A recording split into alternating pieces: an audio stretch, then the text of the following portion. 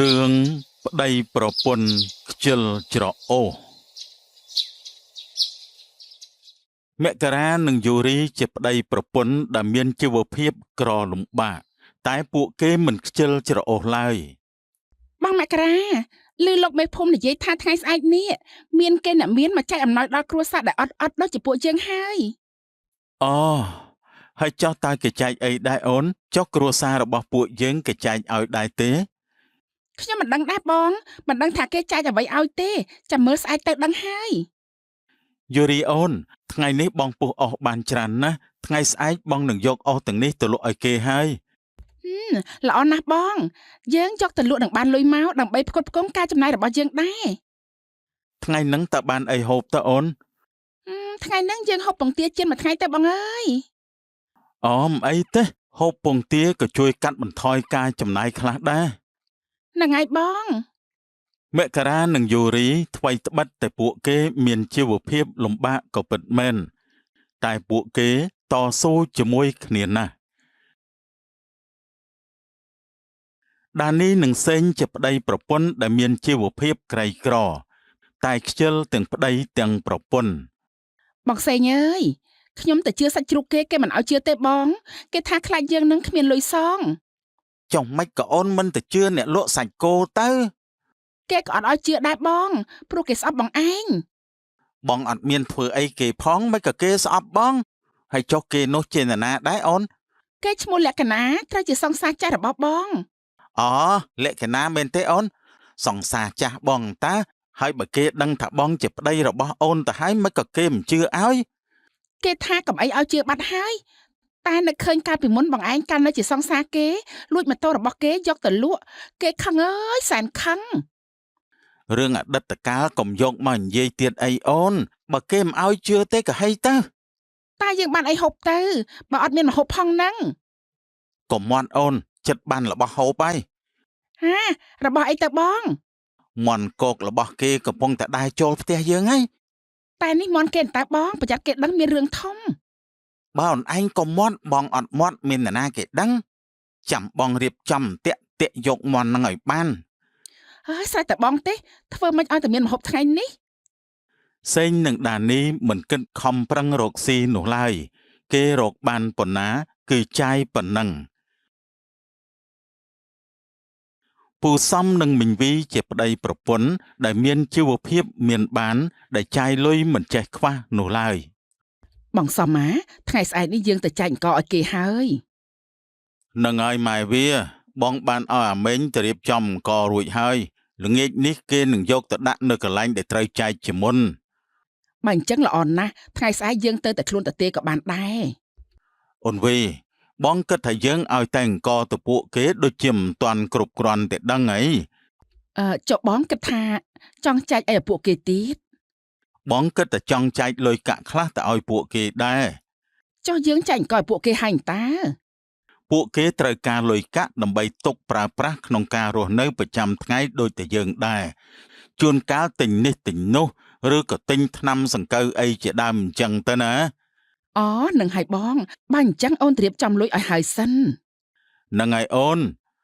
ពូសំនិងមីងវីគាត់តែងតែជួយដល់អ្នកដែលខ្វះខាតជារឿយស្អែកឡើងអ្នកដែលមានឈ្មោះត្រូវបានចែកអំណោយក៏បានមកដល់កន្លែងខ្ញុំឃើញថាអ្នកដែលមានឈ្មោះត្រូវចែកអំណោយបានមកដល់កន្លែងអស់ហើយអញ្ចឹងខ្ញុំទុកពេលវេលានេះឲ្យទៅលោកពូសំមានប្រសាសន៍បន្តិចបានខ្ញុំជាអ្នករស់នៅក្នុងភូមិផ្សេងឮលោកមេភូមិថានៅក្នុងភូមិរបស់គាត់នេះមានគ្រួសារខ្លះជួបការលំបាកហើយអំណោយរបស់ពួកខ្ញុំមានដូចជាអង្គនិងលុយកាក់បន្តិចបន្តួចដែរអត់ទោះអ្នកមីងចាំបើខ្ញុំអត់ចង់យកអង្គហើយសុំយកលុយទាំងអស់វិញតែយ៉ាងម៉េចដែរមិនបានទេខ្ញុំនឹងចែកអង្គឲ្យស្មើគ្នាគឺអង្គម្នាក់1បេនិងលុយ100000ហើយអង្គនៅផ្ទះមានតែហើយចង់យកទៅធ្វើអីទៀតមិនឲ្យលុយតែម្ដងទៅអត់ទេទៅល្ងងម៉ែអូនយកអង្គនឹងទៅលក់ទៅបានលុយដូចតែគ្នាដែរតាអូមិនឲ្យអូនភ្លេចគិតបងឯងនេះពិតជាឆ្លាតពិតមែនដោយសារតែលោកពូសំនិងនមីងនួនមានការត្រូវប្រញាប់ទៅផ្ទះវិញគាត់បានឲ្យខ្ញុំជាអ្នកចែកជូនបងប្អូនមកមករាមកយកអង្គបាទបងខ្ញុំមកដល់ហើយ មីងក៏បានរៀបចំអង្ករនិងលុយ 100000 ទៅឲ្យមករាអ្នកដែលមកទទួលអំណោយទាំងប៉ុន្មានគឺសុទ្ធតែទទួលបានស្មើគ្នាសេងបានយកអង្ករដែលគេចែកឲ្យយកមកលក់ឲ្យមីងសីមីងសីខ្ញុំលក់អង្ករមកបេចំមើលមីងខ្ញុំហៅអត់ឮមីងខ្ញុំលក់អង្ករមកបេយើងឮហើយ ចុះបើឮមិនក៏មិញហ្នឹងខ្ញុំហៅអត់ឆ្លើយមីងកំពុងតែរកមើលអីហ្នឹងមីងកំពុងតែសម្លឹងមើលរកមន់គោករបស់មីងហ្នឹងណាវាបាត់រកមិនឃើញសោះមិនដឹងជាវាដើរទៅនៅផ្ទះអ្នកណាគេទេអូមន់មីងហីខ្ញុំចាប់ធ្វើមហូបបាត់ទៅហើយថាម៉េចមិញហ្នឹងមីងស្ដាប់មិនសូវច្បាស់អ្នកណាគេចាប់មន់មីងអូណែច្រឡំមន់ខ្ញុំចង់បានន័យថាបើរកមិនឃើញមិនស្រួលមានសត្វពស់អីចាប់ស៊ីបាត់ហើយព្រោះនៅភូមិយើងមានពស់ថ្លាន់អូប្រហែលជាអញ្ចឹងហើយមើលទៅហើយចុះឯងយកអង្គមកលក់តើបានអីទុកហូបទៅនៅផ្ទះខ្ញុំមានអង្គដែរតើមីងនេះជាអង្គគេឲ្យខ្ញុំកាលពីព្រឹកមិញខ្ញុំយកមកលក់មីងឲ្យ 100000 ងាប់ហើយមីងអង្គលក់ឲ្យគេរាល់ថ្ងៃ1គីឡូ 3000ហើយមកបេ50គីឡូវាត្រូវ 150,000ទៅហើយចុះឯងអត់ចង់ឲ្យមីងចំណេញខ្លះទេអី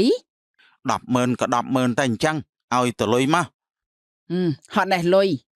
អរគុណមីងខ្ញុំលាហើយសេងក្រោយទទួលបានលុយពីការលក់អង្ករគេក៏បានដើរត្រឡប់ទៅផ្ទះវិញក្រោយចែកអំណោយឲ្យគេរួចពូសំក៏មានគំនិតចង់ចែកនៅអ្វីផ្សេងទៀតអូនវាបងចង់ចែកគ្រាប់ពូជបន្លែឲ្យទៅអ្នកភូមិថ្ងៃមុនមែនហើយបងបើយើងចែកតែលុយពួកគេអាចនឹងប្រើការបានតែមួយគ្រាតែបើយើងចែកគ្រាប់ពូជឲ្យពួកគេនោះជាការប្រសើរណាស់ហ្នឹងហើយអូនយើងធ្វើបែបហ្នឹងគឺដើម្បីឲ្យពួកគេចេះប្រឹងតស៊ូដោយខ្លួនឯងដោយមិនចាំបាច់ចាំតែសុំជំនួយពីគេត្រូវហើយអូនតែយើងបានគ្រាប់ពូជមកពីណាទៅបងបានប្រើឲ្យមេងគេទៅទិញបាត់ហើយប្រហែលជាល្ងាចអីគេត្រឡប់មកវិញហើយអូល្អណាស់បងចាំខានស្អែកចាំយើងទៅចែកឲ្យពួកគេពូសំនិងមីងវីពួកគាត់បានទិញគ្រាប់ពូជបន្ថែមទៀតដើម្បីចែកដល់អ្នកដែលខ្វះខាតដើម្បីឲ្យពួកគេបានដាំដុះដានីនិងសេងមិនសប្បាយចិត្តនោះទេនៅពេលដែលគេចែកគ្រាប់ពូជឲ្យហើយចាប់អ្នកចែកអំណោយនឹងហ្មងលុយមិនក៏មិនឲ្យមកឲ្យសត្វទាសត្វកូនដឹងយកមកធ្វើអីទេគេឲ្យយើងយកមកចិញ្ចឹមនឹងណាបងហើយខ្ជិលចិញ្ចឹមណាបើចេះចិញ្ចឹមតាំងពីយូរបាត់ទៅហើយឥឡូវធ្វើមកជាមួយនឹងទាពីក្បាលនឹងមិនក៏មិនយកធ្វើមហូបទៅហើយគោនេះចាំបងដើរសួររកអ្នកដែលចិញ្ចឹមគោក្រែងលោគេត្រូវការទិញយកទៅចិញ្ចឹមអីចុះបើសិនជាគេមកសួររឿងទាហើយនឹងគោដែលគេឲ្យមកចិញ្ចឹមនោះតែយើងគួរឆ្លើយជាមួយគេយ៉ាងម៉េចទៅខ្វល់ម្លេះអូនបើគេមកសួរយើងឆ្លើយដោះសារទៅវាចប់បាត់ទៅហើយយើងឆ្លើយយ៉ាងម៉េចទៅចាំដល់ពេលនងចាំគិតទៀតសេងនិងដានីគេខំឲ្យគោមកចិញ្ចឹមបែរជាពួកគេយកទៅលក់ទៅវិញចំណែកមេងដែលជាជំនួយការរបស់ពូសំក៏បានធ្វើតាមការបញ្ជាផងដែរមករាបាទបងអូហើយអញ្ចឹងតាណាមកណាដែរបងលោកម្ចាស់របស់ខ្ញុំពួកគាត់ឲ្យខ្ញុំយកគ្រាប់ពូជបន្លែយកមកឲ្យអ្នកទាំងពីរគ្រាន់ទុកដាំចាស់បងអរគុណច្រើនបងជួយផ្ដាំអរគុណដល់ពួកគាត់ផងណាដែលតែងតែជួយឧបត្ថម្ភពីអ្នកប្តីប្រពន្ធរបស់ខ្ញុំអរគុណបងហើយណាដែលខំយកគ្រាប់ពូជបន្លែយកមកឲ្យខ្ញុំលោកម្ចាស់របស់ខ្ញុំគាត់រវល់ជជែកលេងជាមួយនឹងមេភូមិអញ្ចឹងទៅក៏អត់បានមកផ្ទះអ្នកទាំងពីរទេចាអរគុណបងហ្នឹងហើយខ្ញុំមកមានតែប៉ុណ្្នឹងទេណាព្រោះបញ្ញាប់យកគ្រាប់ពូជទៅឲ្យដានីនិងសេងទៀតអញ្ចេះចុះបងទុកនៅនឹងហើយចាំខ្ញុំយកទៅឲ្យគេកុំឲ្យបងពិបាកអញ្ចឹងល្អអន្តាបងកំពុងទៅហត់ផងអញ្ចឹងបងពឹងជួយយកទៅឲ្យពួកគេផងណាបានបងបងទៅសិនហើយអញ្ចឹងមីងក៏បានពឹងមករាឲ្យជួយយកគ្រាប់ពូជទៅឲ្យដានីនិងសេងសេងក៏យកគ្រាប់ពូជមកឲ្យមករាដល់ផ្ទះសេង ពួកសំនឹងមិញវីដែលបានចែកអង្គឲ្យយើងថ្ងៃមុននោះគាត់យកគ្រាប់ពូជបន្លែយកមកឲ្យពួកយើងទុកដាក់ដាំងាប់ហើយយើងស្មានតែចែកលុយអីតាហើយយកគ្រាប់ពូជមកឲ្យយើងធ្វើស្អីមើលឯងនិយាយចោះគឺយកមកឲ្យដាក់ដាំនឹងណាយកទៅដាំទៅគ្រាន់បានបន្លែហូបទៅដាំនាំទៅហត់ស្អីចាំទិញគេទៅមិនស្រួលជាងអីហើយបើថាអត់អីទៅសុំគេតាមបន្តិចមកបានបាត់ទៅហើយយើងមានដៃមានជើងដែរតើហើយទៅសុំគេធ្វើអីគេដាំសម្រាប់តែគ្រួសារគេទេហើយឯងទំនេរមិនក៏មិនដាំខ្លួនឯងខ្លះទៅហើយយើងខ្ជិលណាបើឯងចង់ដាំយកគ្រាប់ពូជនឹងទៅដាំទៅយើងអត់យកទេមើលឯងនិយាយយើងខំយកមកឲ្យដល់ផ្ទះហើយអត់យកទៀតដឹងអញ្ចឹងខ្ជិលយកមកឲ្យណាថ្ងៃក្រោយបើអ្នកណាចែកអំណោយអីប្រាប់គេថាចែកលុយចាំហៅយើងទៅបើចែករបស់អីអញ្ចឹងមិនបាច់ហៅយើងទៅទេហ្នឹងហើយមិនអីទេចាំយើងប្រាប់គេឲ្យសេងជាមនុស្សខ្ជិលច្រអូសទោះបីគេខំប្រឹងចែកគ្រាប់ពូជឲ្យក៏គេមិនយកដែរពូឌីគាត់បានទិញគោពីសេងនិងដានីដែលគេបានលក់ឲ្យគាត់លោកបងឌីយកគោមកពីណាហ្នឹងខ្ញុំទិញគោពីក្មួយសេងហ្នឹងណាអ្នកហាក្រែងគោហ្នឹងគេចែកឲ្យសេងទុកប្រើតើអីអាមិនក៏គេយកមកលក់ឲ្យលោកបងទៅវិញគេថាមិនចាំទេនាំទៅហត់ណាមួយគេត្រូវការលុយផងគេក៏លក់ឲ្យខ្ញុំតែម្ដងទៅហើយចុះទៀតដែលគេចែកឲ្យពីក្បាលនោះតើគេលក់ដែរមែនទេលក់ឯណាអ្នកអើយគេធ្វើមហូបបាត់ហើយហ្នឹងចាប់ត្មងហើយក្មួយសេងនេះគេចែកឲ្យមកចិញ្ចឹមគ្រាន់ទុកធ្វើពូជបានចិញ្ចឹមកូនបន្តឥឡូវធ្វើមហូបបាត់ចំជាអត់កំណើតមែននិយាយហើយពូឌីក៏បានដឹកគោចេញទៅស្រីនាថក៏ជាអ្នកដែលចិត្តល្អជួយគេជួយឯងដែរមីងវីមកពីណាហ្នឹងមីងមីងមកពីផ្សារហ្នឹងណាក្មួយហើយចុះក្មួយទិញអីដែរហ្នឹងចាមីងខ្ញុំទិញសាច់មាន់ហើយចុះនេះមីងទិញសាច់ជ្រូកនឹងហើយក្មួយឮថាថ្ងៃមុនអ្នកមីងបានទិញគ្រាប់ពូជយកទៅចែកឲ្យអ្នកក្រីក្រលំបាកមែនទេមីងនឹងហើយក្មួយមីងយល់ថាចែកគ្រាប់ពូជឲ្យពួកគេយកទៅដាំដុះដើម្បីបានបន្លែហូបហើយអាចយកទៅលក់ខ្លះផងបានដែរគំនិតនេះល្អណាស់មីងឲ្យពួកគេខិតខំប្រឹងប្រែងឲ្យខ្លួនឯងមិនចាំបាច់រស់នៅរងចាំការឲ្យពីគេក្មួយក៏មិនអន់ដែរឮថាទិញមេគូមួយក្បាលហើយទិញទាពីរក្បាលឲ្យគេទៀតណោះចាស់មីងខ្ញុំធ្វើដូចជាមីងដែរហ្នឹងទិញទានិងមេគូឲ្យពួកគេចិញ្ចឹមគ្រាន់តែធ្វើពូជចិញ្ចឹមបន្តមែនហើយក្មួយបើពួកគេចិញ្ចឹមមើលថែបានល្អអាចជួយបង្កើនប្រាក់ចំណូលដល់ពួកគេខ្លះក៏ថាបានដែរនឹងហើយមីងអញ្ចឹងខ្ញុំលាមីងសិនហើយណាទៅចុះក្មួយ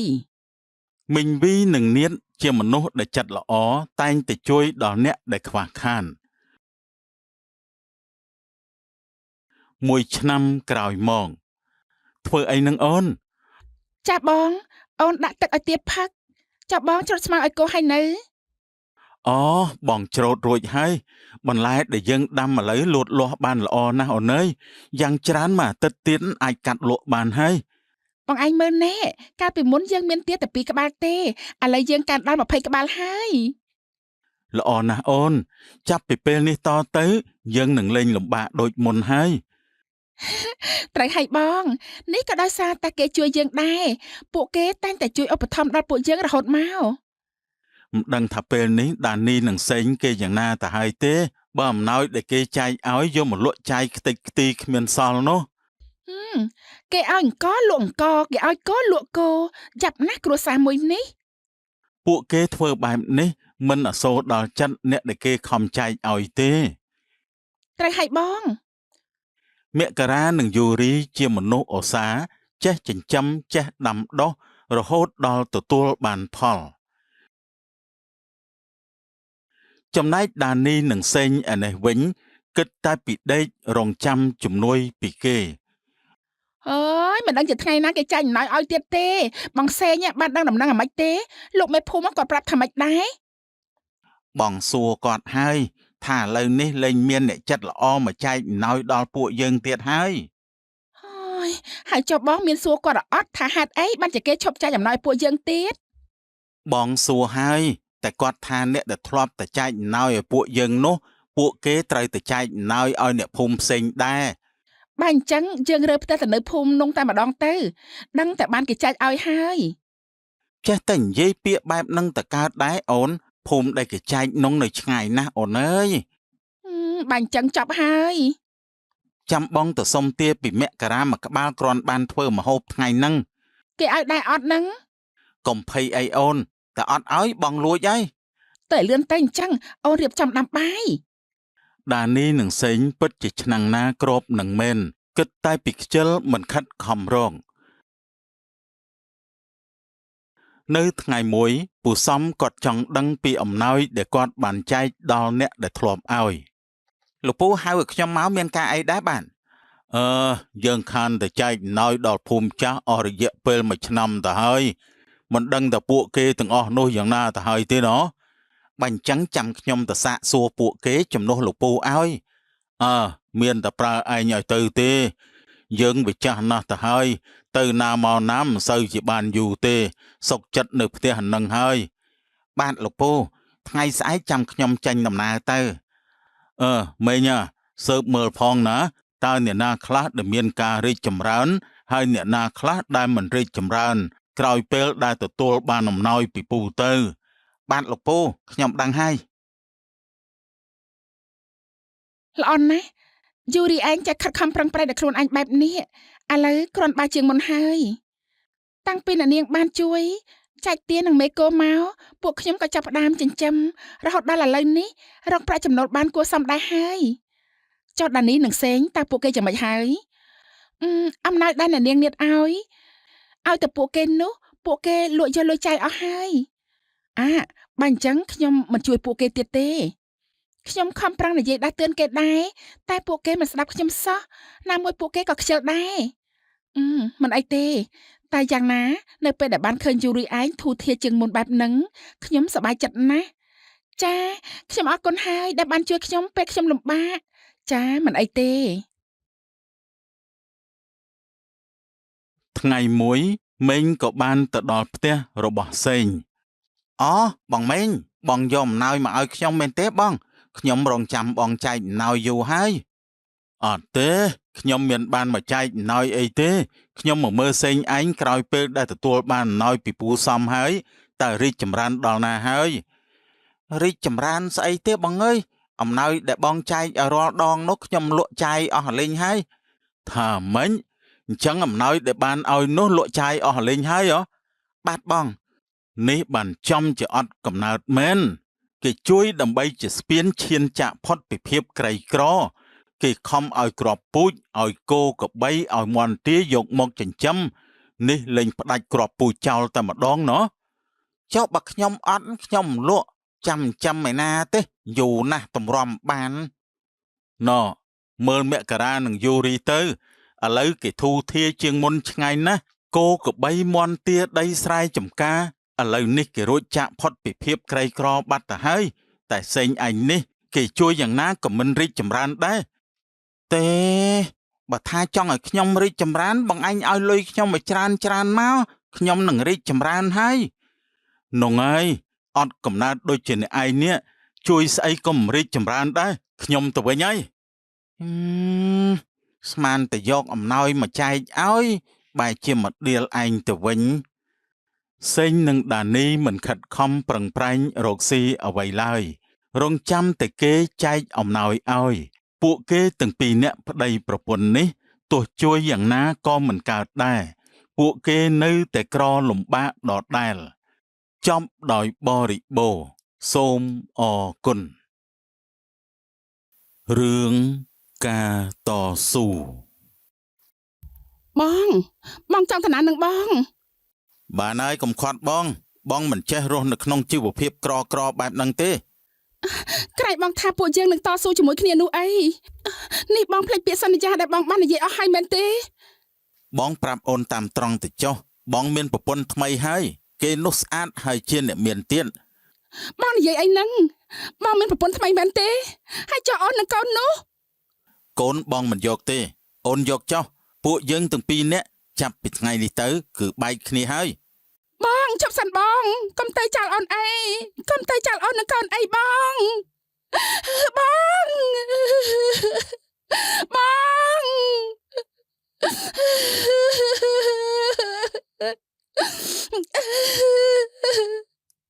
រ៉ាបានចាក់ចោលប្រពន្ធនិងកូនទៅយកប្រពន្ធថ្មីដែលគេនោះជាអ្នកមាន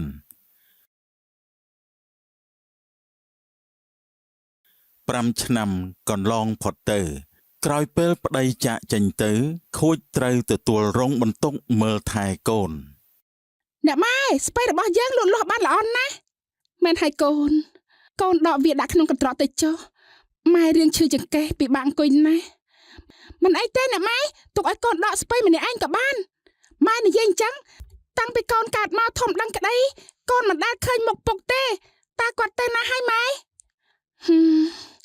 ពុករបស់កូនបានបោះបង់កូនទៅមានប្រពន្ធថ្មីតាំងពីកូននៅអាយុប្រហែលជា2ខួបម្លេះហេតុអីបានជាគាត់ទុកម៉ែនិងខ្ញុំចោលឪពុករបស់កូនមិនចេះរស់នៅក្នុងភាពក្រីក្រនោះទេប្រពន្ធថ្មីគេនោះគឺជាអ្នកមានគិតទៅពុកពិតជាអាក្រក់ណាស់ដែលចាក់ចោលម៉ែហើយនឹងកូនឲ្យម៉ែសុំទោសផងណាកូនដែលកូនគ្មានឪពុកហៅដូចគេ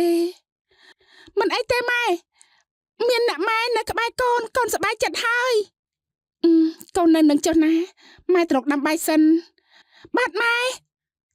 រាជជាក្មេងអូសានណាស់គេតែងតែជួយការងារម្ដាយមិនដែលធ្វើឲ្យម្ដាយពិបាកចិត្តម្ដងណាឡើយវេលាព្រឹកឡើងរាជក៏បានដើរទៅរៀនក្មួយរាជអើយឲ្យថ្មហ្នឹងទឹមទៅរៀនម៉ោង7ទៅហើយហ្នឹងគេចូលរៀនអស់ទៅហើយក្មួយអើយបាទលោកអ៊ំខ្ញុំជាប់យកបន្លែទៅលក់នៅផ្សារបន្តិចអញ្ចឹងហើយបានជាខ្ញុំមករៀនយឺតហើយចុះម្ដាយក្មួយគេទៅណាមិនក៏ប្រើក្មួយឲ្យទៅលក់ជំនួសវិញបាទលោកអ៊ំម្ដាយរបស់ខ្ញុំប្រហែលថ្ងៃនេះគាត់អត់សូវស្រួលខ្លួនខ្ញុំក៏ទៅលក់បន្លែជំនួសគាត់ទៅអូហើយក្មួយអត់មានកង់ជិះដូចជាគេទេអីក្មួយបាទលោកអ៊ំខ្ញុំអត់មានទេគួរអាណិតក្មួយណាស់ទៅឆាប់ទៅរៀនទៅក្មួយបាទលោកអ៊ំអើយបើគ្នាមានឪពុកដូចជាគេម្លេះជីវិតរបស់គ្នាមិនពិបាកបែបហ្នឹងទេ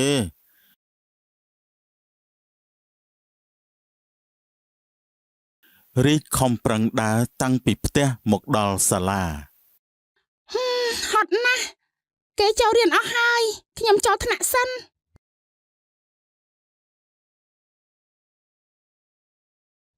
ល្អណាស់កូនដែលមិនភ្លេចមេរៀនដែលអ្នកគ្រូបានបង្រៀនកាលពីម្សិលមិញចាអរគុណអ្នកគ្រូខ្ញុំសូមចូលរៀនហើយមករៀនយឺតទៀតហើយឲ្យរៀបមកយឺតសឹងតែរាល់ថ្ងៃទៅហើយបាទអ្នកគ្រូដើរមកនេះឲ្យអ្នកគ្រូវាយ3រំពាត់បាទអ្នកគ្រូហុចដៃមកបាទអ្នកគ្រូលីណាក៏បានយករំពាត់មកវាយដៃរាជ3រំពាត់ថ្ងៃក្រោយត្រូវចូលថ្នាក់ឲ្យបានមុនម៉ោង7ដូចគេដែរឮទេបាទអ្នកគ្រូខ្ញុំដឹងហើយឆាប់ចូលទៅតុទៅបាទអរគុណអ្នកគ្រូរាជតែងតែត្រូវរំពាត់រៀងរាល់ពេលដែលគេមកយឺនខ្ញុំគ្រាន់តែចង់ដាំបាយឲ្យកូនហូបក៏ចង់វិលមុខដែរម៉ែខ្ញុំមកពីរៀនវិញហើយម៉ែអូមកពីរៀនវិញហើយឯកូនថ្ងៃហ្នឹងកូនប្រកាសជាត្រូវរំពាត់របស់អ្នកគ្រូទៀតហើយបាទមិនអីទេម៉ែអ្នកគ្រូគាត់វាយតិចទេម៉ែចង់ទៅដាំបាយឲ្យកូនហូបដែរតែម៉ែវិលមុខពេកមិនអីទេម៉ែចាំកូនទៅដាំសិនក៏បានដែរម៉ែចាំតិចទៅណាកូននឹងដាំបាយឆ្អិនឥឡូវហើយពងទានៅក្នុងកន្ត្រកកូនដាក់ស្ងោរញ៉ាំមួយពេលសិនទៅណាកូនបាទម៉ែបងរ៉ាបងរាល់ថ្ងៃមានដែរនឹកប្រពន្ធដើមរបស់បងអត់ផងបងទៅនឹកធ្វើអីបើបងមានអូនទៅហើយហ្នឹងអូយបងឯងសំណាងហើយដែលចេះបាច់ពីគេមកយកអូនបើបងឯងនៅជាមួយគេទៀតណាមិនដឹងជាធ្លាក់ខ្លួនដល់ណាដល់ណីទេមែនហើយអូននិយាយត្រូវហើយបើបងនៅជាមួយប្រពន្ធដើមបងទៀនបងងើបមុខមិនរួចទេក្រនៅតែក្រហ្នឹងនឹងដោយសារតែបងឯងចេះដូរចិត្តតន់កុំអីបងឯងគ្មានថ្ងៃនឹងទេបានអូនសម្លាញ់បងយល់ហើយពូលេងពូមានការងារធ្វើដែរទេអូមានតើ តែការងារពូតលមនុស្សចាស់ចាស់ទើបអាចធ្វើបាននៅក្មេងដូចក្មួយបែបហ្នឹងខ្លាចតែក្មួយធ្វើមិនកើតទេ ចុះពូមានការងារណាស្រាលដែរទេឲ្យខ្ញុំធ្វើផងពូគ្រាន់បានលុយទិញកហូប បើថាអញ្ចឹងឯងទៅស្រោចទឹកកូនស្វាយឲ្យពូនៅចំការទៅកូនស្វាយបន្តិចដែរទេបើឯងអាចស្រោចបានចាំពូឲ្យ 20000 ពិតជាបានពូហើយចុះតើខ្ញុំបានទឹកមកពីណាស្រោចទៅពូ នៅក្នុងមានពាងទឹកប្រហែលជា 2-3 ពាងកូនស្វាយពូនៅរៀងតូចដែរទេឯងស្រោចតិចបានហើយណា បាទពូបើអញ្ចឹងខ្ញុំលាពូទៅស្រោចទឹកសិនហើយ ទៅចុះស្រោចទឹកឲ្យមកផ្ទះពូវិញផងណាមកយកលុយ បាទពូ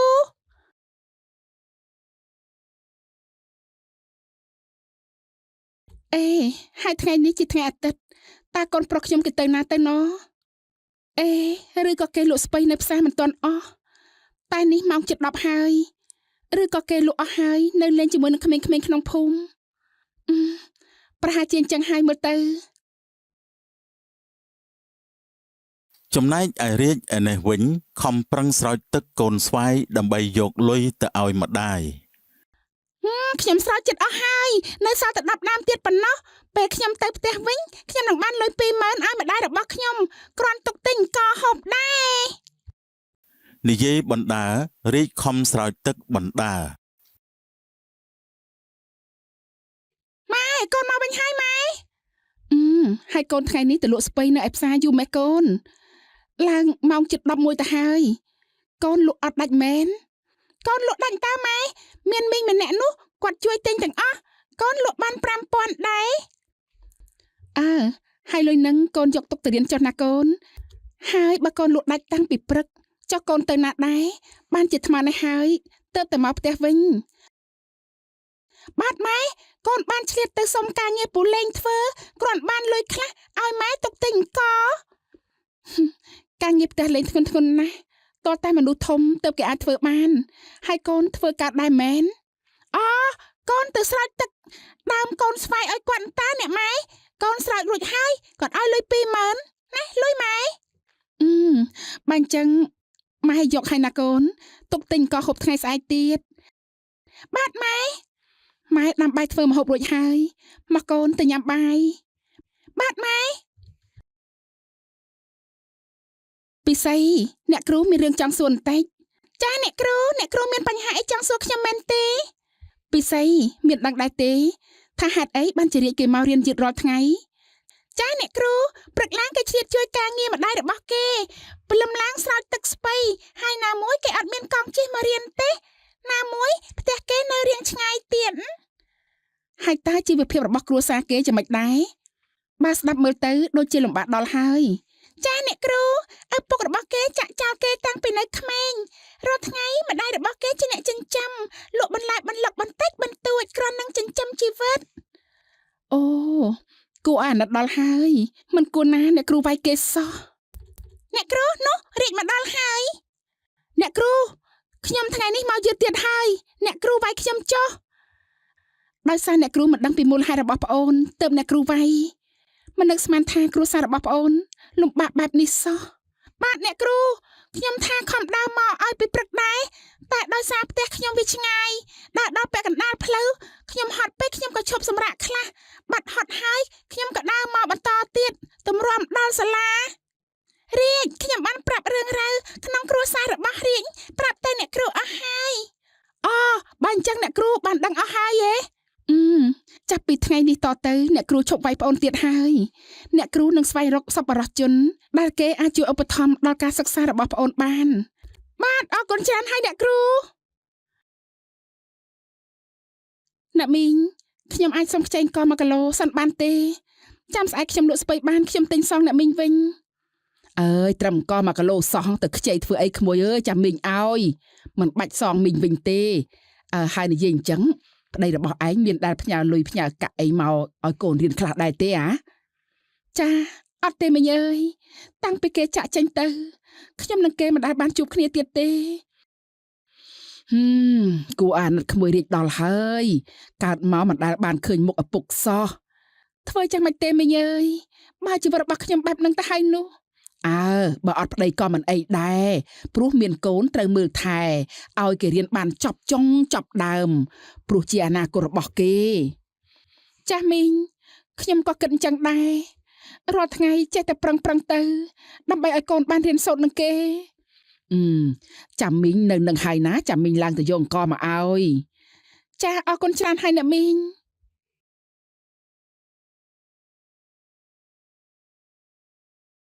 ណែអាសម្លាញ់ថ្ងៃច័ន្ទក្រោយឯងទៅនោះជាមួយគ្នាទេហ៎តាណាដែរ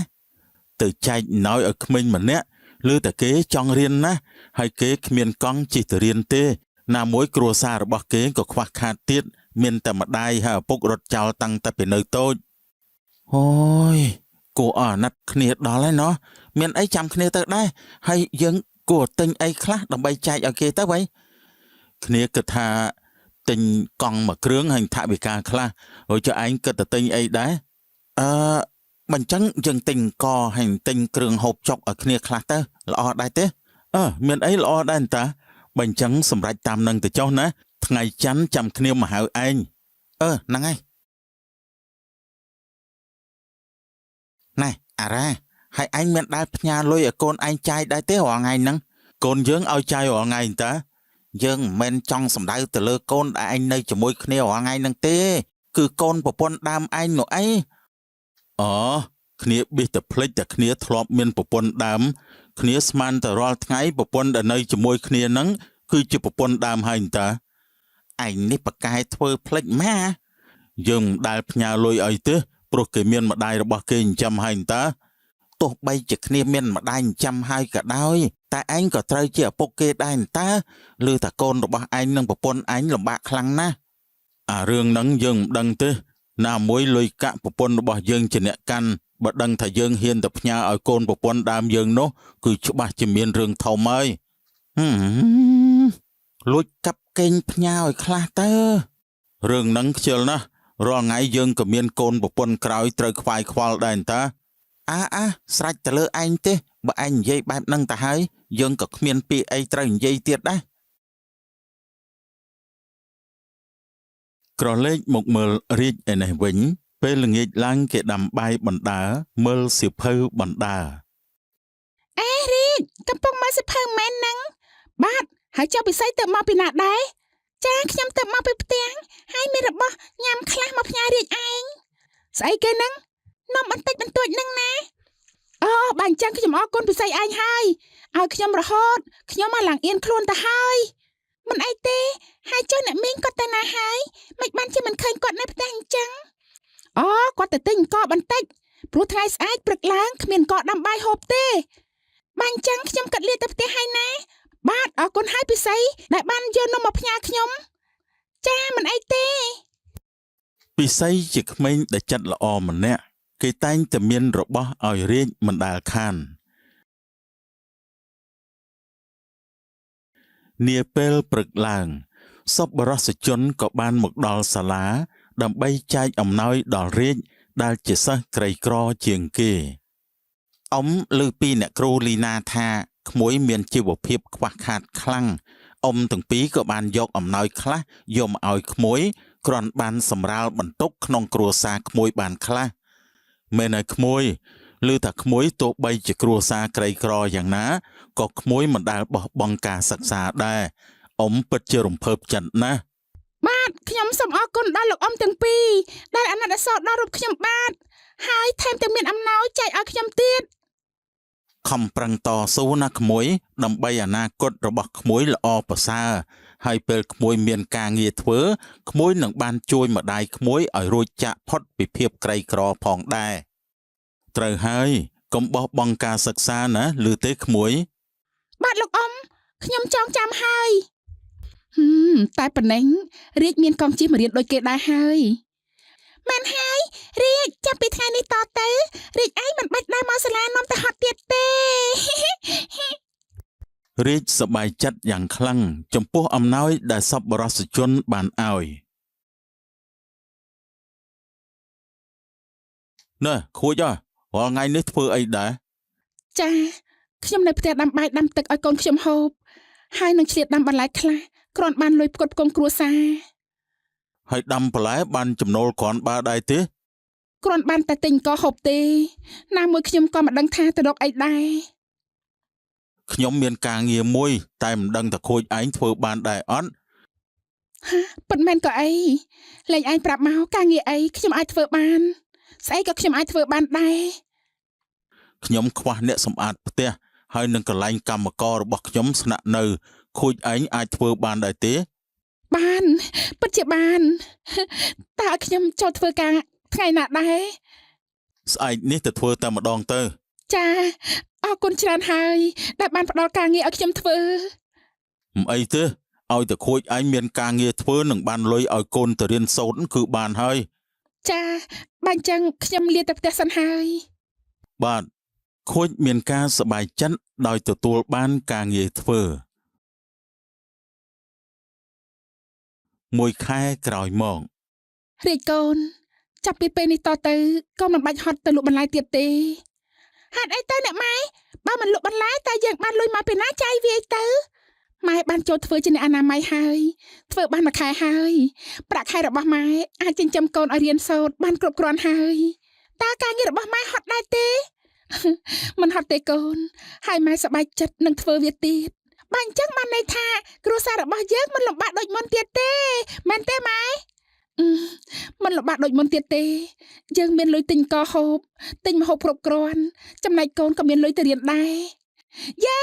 បើអញ្ចឹងកូនសប្បាយចិត្តខ្លាំងណាស់ចាប់ពីពេលនេះតទៅគ្រួសាររបស់យើងបានហូបឆ្ងាញ់ម្ដងហើយ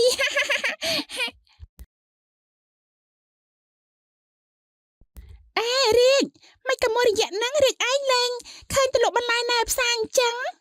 អូដោយសារតែអ្នកម៉ែរបស់ខ្ញុំគាត់បានការងារធ្វើអញ្ចឹងខ្ញុំមិនបាច់ទៅហត់នឿយទៅដាំបន្លែលក់ទៀតទេមានអីល្អអន្តាតែប៉ុណ្ណេះរាជឯងលេងលំបាកទៀតហើយមែនហើយពិសីតែខ្ញុំក៏អរគុណដល់ពិសីឯងដែរពិសីឯងតែងតែជួយដល់ខ្ញុំរហូតឲ្យនេះឲ្យនោះអូយខ្ញុំមិនដឹងជាមានអ្វីត្រូវសងគុណឯងទេមិនអីទេ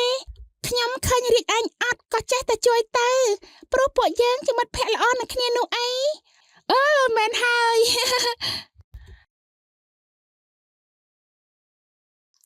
15 ឆ្នាំកន្លងផុតទៅ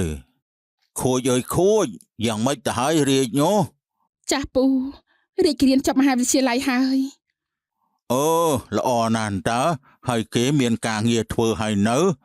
ចាស់ពូគេមានការងារធ្វើហើយ បើអញ្ចឹងល្អណាស់គេខំប្រឹងតស៊ូរហូតដល់គេមានការងារធ្វើតែប៉ុណ្ណេះអនាគតគេដឹងតែភ្លឺទៅចាស់ទៅចង់ហើយ មែនហើយពូខ្ញុំក៏សប្បាយចិត្តដែរ ដោយសារតែការខិតខំរៀនសូត្ររាជក៏មានការងារល្អមួយផងដែរអាម៉េងតើអញទៅលេងផ្ទះថ្ងៃណាដែរគ្នាគិតថា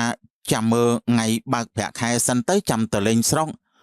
បើអញ្ចឹងយើងទៅដែរអញ្ចឹងក៏បានដែរក្រោយពេលបើកប្រាក់ខែរួចរាជក៏គេត្រឡប់មកលេងផ្ទះម៉ែខ្ញុំមកលេងផ្ទះហើយ កូនប្រុស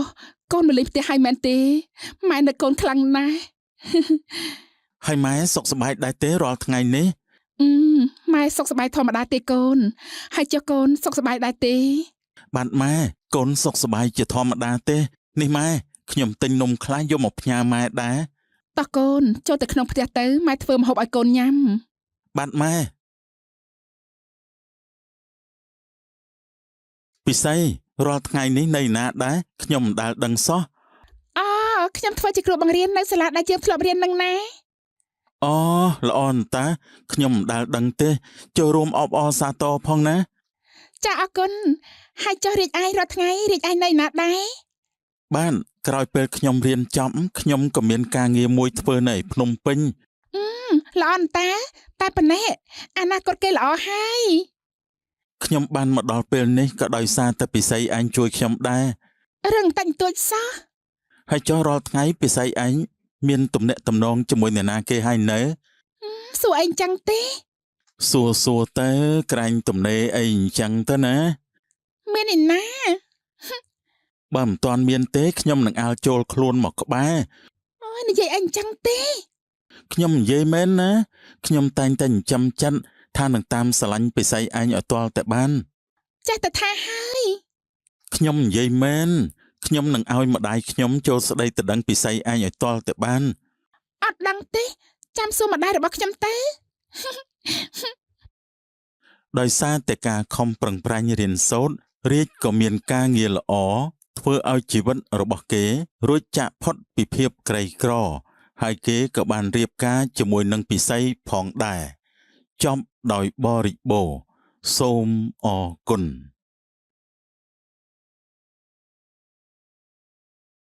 លីណាបានបើកខ្នើយចេញក៏ឃើញខ្សែករបស់នាង ឃើញហើយណាម៉ែខ្សែករបស់ខ្ញុំគឺនៅទីនេះតាចំគោពីណាគេនឹងមកស៊ីដំណាំរបស់យើងយីគោច្រើនយ៉ាងនេះខ្ទេចហើយដំណាំដែលខ្ញុំខំប្រឹងដាំខ្ទេចខ្ទីអស់ហើយ សីហាបានដាំដំណាំជាច្រើននេះក៏ដោយសារតែខ្លួនមិនចេះទំនេរដៃដែរសូមសម្រាប់បន្តិចសិន ហើយអីក៏តម្រុនម៉េះឪពុករបស់ខ្ញុំឲ្យប្រាក់ខែពេញណា រឿង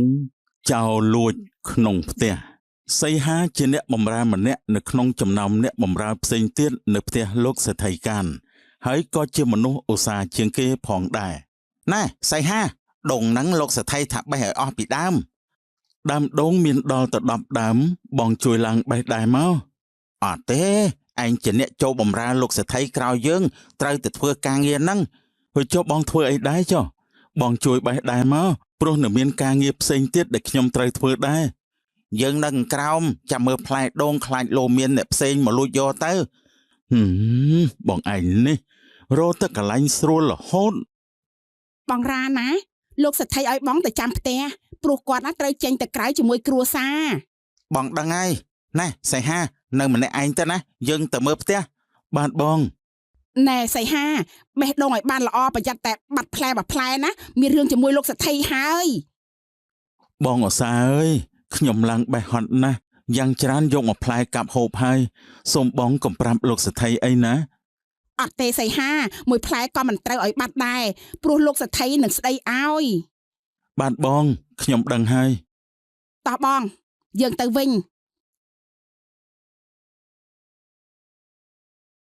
រ៉ាណាបេះដូងបានហើយនៅ ខ្ញុំបេះបានហើយឥឡូវទុកឲ្យសីហាជាអ្នករែកមក ហើយសីហាអត់ជួយបេះឯងទេហ៎ លោកស្រីអើយសីហាខ្ជិលណាស់ខ្ញុំឡើងបេះតែម្នាក់ឯងហ្នឹងចំណែកគេអត់ជួយសោះនៅតែក្រោមដេកលេង ហើយគិតទៅខ្ញុំបម្រើម្នាក់នេះពិតជាចិញ្ចឹមបំបងបាយមែន ខ្ញុំសុំទៅធ្វើការរបស់ខ្ញុំសិនហើយ សីហាដើរលឿនមកគ្រាន់តែរែកផ្លែឈើប៉ុណ្ណឹងសោះហ្នឹងណាក៏ដើរយឺតទៅកើតដែរ នាងអើយខ្ញុំអស់កម្លាំងខ្លាំងណាស់សូមសម្រាប់បន្តិចសិន ហើយអីក៏តម្រុនម៉េះឪពុករបស់ខ្ញុំឲ្យប្រាក់ខែពេញណា ម្សិលមិញខ្ញុំឡើងបេះដូងផងរែកដូងផងអស់កម្លាំងខ្លាំងណាស់ អេរ៉ាណាជាអ្នកឡើងដងតាមិនក៏សីហាឯងថាខ្លួនឯងជាអ្នកឡើងទៅវិញ អូនាងហើយបងរណាគាត់មិនសូវធ្វើការទេធ្វើតែខ្ញុំនឹងខ្ញុំជាអ្នកឡើងដូងមិនមែនគាត់ទេ កុំចេះតែទម្លាក់កំហុសលើគេណារ៉ាណាជាអ្នកឡើងដង មិនអីទេនាងបើគាត់ថាគាត់ជាអ្នកឡើងដូងទៅហើយក៏តាមនឹងទៅចុះ មកឆាប់ទៅមុខទៀត បាននាងលោកសេដ្ឋីគោរបស់លោកសេដ្ឋីល្អណាស់សីហាពិតជាប្រកែមើលថែគោពិតមែនបានលោកសេដ្ឋីខ្ញុំក៏ជួយមើលដែរតាយើងដឹងហើយយើងចង់ឡើងប្រាក់ខែសីហាឲ្យស្មើនឹងឯងដែរអូមិនបានទេលោកសេដ្ឋីសីហាគេទៅមិនចូលមកធ្វើការក្រោយខ្ញុំសោះមិនក៏លោកសេដ្ឋីតម្លើងប្រាក់ខែឲ្យស្មើខ្ញុំសីហាខំប្រឹងធ្វើការហើយយកចិត្តទុកដាក់ណាស់ត្រូវទៅតម្លើងប្រាក់ខែឲ្យគេធ្វើបែបហ្នឹងដូចជាមិនសមសោះលោកសេដ្ឋីខ្ញុំនៅបម្រើលោកសេដ្ឋីយូរហើយលោកសេដ្ឋីមិនតម្លើងប្រាក់ខែខ្ញុំសោះបើចង់ឲ្យយើងឡើងប្រាក់ខែឲ្យឯងត្រូវតែប្រឹងធ្វើការឲ្យដូចគេចាំយើងឡើងឲ្យបានលោកសេដ្ឋីស្រេចទៅលើលោកសេដ្ឋីទេឯងនៅមើលគោទៅយើងទៅផ្ទះវិញហើយបានលោកសេដ្ឋី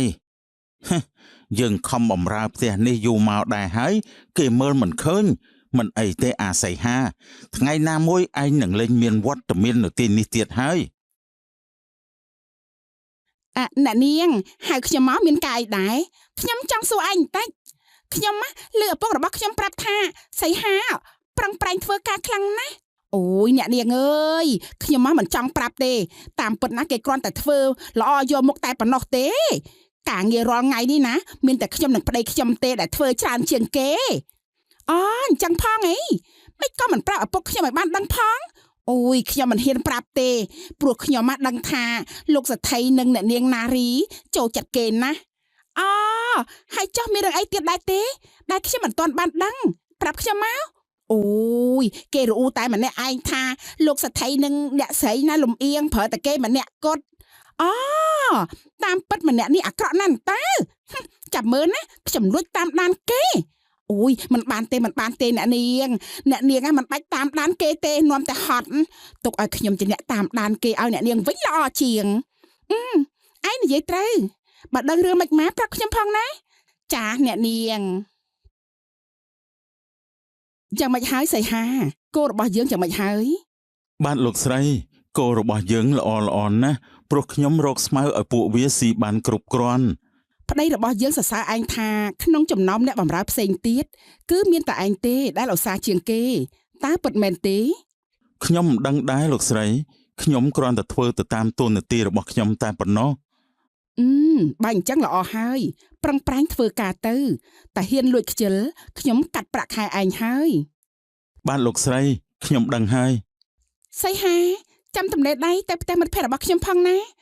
មិត្តភ័ក្តិរបស់ខ្ញុំមានរបស់ផ្ញើមកឲ្យខ្ញុំបាទអ្នកនាងចាំខ្ញុំរួចដៃចាំខ្ញុំយកទៅឲ្យមកកូនយើងទៅផ្ទះវិញចាស់ម៉ែអូណាយើងគួរធ្វើយ៉ាងម៉េចបើនៅក្នុងកៅភ្នែករបស់លោកសថីសីហាល្អជាងពួកយើងទាំងពីរឆ្ងាយណាស់មែនហើយបងពួកយើងចូលធ្វើការយូរដែរហើយតែលោកសថីនិងលោកស្រីហាក់បីដូចជាមើលមិនឃើញពួកយើងសោះហើយបងអន់ចិត្តមែនទែនបើបន្តឲ្យគេនៅជាមួយពួកយើងទៀតគេនឹងខ្លាយជាដុំពេជ្រចំណែកយើងនឹងខ្លាយជាសម្រាមយើងគួរតែរកវិធីកម្ចាត់គេចេញទៅបានមែនហើយអូនបងមានល្បិចហើយធានាថាលោកសេដ្ឋីនិងលោកស្រីប្រកាសជាដេញគេចេញពីផ្ទះជាមិនខានទេ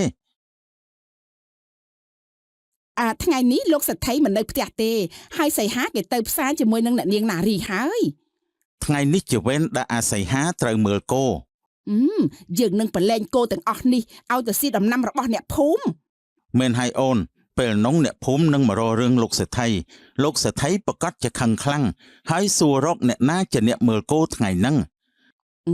ខ្ញុំនឹងចូលទៅក្នុងបន្ទប់អ្នកនាងរួចយកខ្សែករបស់អ្នកនាងទៅដាក់នៅកន្លែងដេករបស់សីហាពេលដែលអ្នកនាងរកមិនឃើញអ្នកនាងនឹងសួរនាំពួកយើងហើយបើអញ្ចឹងធ្វើតាមផែនការទៅនិយាយហើយនារាក៏បានប្រឡែងគោឲ្យដើរស៊ីដំណាំរបស់អ្នកភូមិចំគោពីណាគេនឹងមកស៊ីដំណាំរបស់យើងគោច្រើនយ៉ាងនេះខ្ទេចហើយដំណាំដែលខ្ញុំខំប្រឹងដាំខ្ទេចខ្ទីអស់ហើយអ្នកមីងមានរឿងអីហ្នឹងមិនដឹងជាគោអ្នកណាគេទេមកស៊ីដំណាំមីងអស់ហើយនេះគឺជាគោរបស់ពុកខ្ញុំតាហើយមិនក៏មកនៅទីនេះទៅវិញគោរបស់ក្មួយមែនទេចប់ហើយក្មួយអើយដំណាំរបស់មីងណាពួកវាស៊ីអស់ហើយតើក្មួយគិតធ្វើយ៉ាងម៉េចវិញមិនអីទេអ្នកមីងចាំខ្ញុំទៅប្រាប់ពុករបស់ខ្ញុំឲ្យចេញសងថ្លៃការខូចខាតរបស់មីងឥឡូវសីហាចាប់គោចង់ទៅខ្ញុំទៅផ្ទះមុនបាទអ្នកនាងគោខ្ញុំចង់ខ្សែជាប់អស់ហើយតាមិនក៏របូតបានទៀតថាម៉េចគោទៅស៊ីដំណាំរបស់គេហ៎ចាម៉ែខ្ញុំទៅឃើញផ្ទាល់ភ្នែកហើយអ្នកណាគេជាអ្នកមើលគោមិនក៏បណ្ដោយឲ្យគោទៅស៊ីដំណាំរបស់គេអញ្ចឹងឧស្សាហ៍មកណែអាចារ្យអ្នកនាងហៅខ្ញុំមកមានកាយដែរអ្នកណាគេជាអ្នកចងគោចាលោកស្រីគឺសីហាជាអ្នកចងគោហើយគេមើលគោយ៉ាងម៉េចបានជាបណ្ដោយឲ្យគោរួចចំណងទៅស៊ីដំណាំរបស់គេឲ្យខ្ញុំក៏មិនដឹងដែរឆាប់ទៅហៅគេមកជួបខ្ញុំចាលោកស្រីគិតយ៉ាងម៉េចទៅលោកសេដ្ឋីដំណាំរបស់ខ្ញុំណាត្រូវបានបំផ្លាញអស់ហើយមិនអីទេអ្នកចាំខ្ញុំជាអ្នកចាញ់សងនេះមកពីកំហុសអ្នកបម្រើរបស់ខ្ញុំនឹងហើយលោកសេដ្ឋីមកពីគេចងគោមិនជាប់ហើយបានជារបូតមកទាំងអស់បែបនេះ ចាំខ្ញុំឲ្យកូនស្រីរបស់ខ្ញុំយកលុយមកឲ្យណា ចាលោកសេដ្ឋីមើលសីហាហើយមើលគោយ៉ាងម៉េចបានជាទៅដាច់ចំណងស៊ីដំណាំរបស់គេអញ្ចឹង លោកស្រីខ្ញុំបានចងខ្សែជាប់តាម្យ៉ាងទៀតបើដាច់ខ្សែយ៉ាងច្រើនមួយពីរអីទេតែនេះដាច់ចំណងទាំងអស់វាដូចជារឿងចម្លែក អូយឯងធ្វើខុសហើយនៅមិនទទួលកំហុសទៀតមកពីឯងមិនយកចិត្តទុកដាក់លើការងារហ្នឹងណាឯងមានដឹងទេប្តីរបស់យើងនេះបានចេញលុយសងគេអស់ច្រើនណាស់ អញ្ចេះចុះលោកស្រីបើនេះជាកំហុសរបស់ខ្ញុំមែនសូមលោកស្រីកាត់ប្រាក់ខែខ្ញុំចុះ អ្នកម៉ែមានចុះបន្ទប់របស់ខ្ញុំទេហើយមានរឿងអីកូនកូនបាត់ខ្សែកហើយឃើញនៅក្នុងបន្ទប់របស់កូនដូចជាមានអ្នកណាចូលមើលពួកឯងទាំង3តើមានអ្នកណាគេចូលបន្ទប់របស់កូនស្រីយើងដែរទេអូខ្ញុំអត់បានចូលទេអ្នកស្រី ខ្ញុំអត់បានចូលទេខ្ញុំក៏អត់បានចូលដែរ បើអញ្ចឹងខ្សែកខ្ញុំវាបាត់ទៅណាហើយមានរឿងមិនចេះចប់តែម្ដងបើអញ្ចឹងមានតែឆែកតាមបន្ទប់រៀងខ្លួនទេចាំខ្ញុំទៅឆែកតាមបន្ទប់របស់ពួកគេម្ដងម្នាក់នឹងហើយអ្នកនាងសង្ស័យតែមានចោលលួចហើយមើលទៅខ្ញុំបានរកកន្លែងដេករបស់ឧស្សាហ៍និងតារារួចហើយដល់ពេលបន្ទប់របស់សីហាហើយណា បាទអ្នកនាងសូមអ្នកនាងឆែកតាមសម្រួលចុះ អូយអ្នកនាងចាំខ្ញុំជួយឆែកឲ្យ លីណាបានបើកខ្នើយចេញក៏ឃើញខ្សែករបស់នាង ឃើញហើយណាម៉ែខ្សែករបស់ខ្ញុំគឺនៅទីនេះតាអូតាមពិតសីហាជាអ្នកលួចសោះយើងខំទុកចិត្តអាណិតតែបែរជាមកលួចទ្រព្យសម្បត្តិរបស់កូនយើងទៅវិញ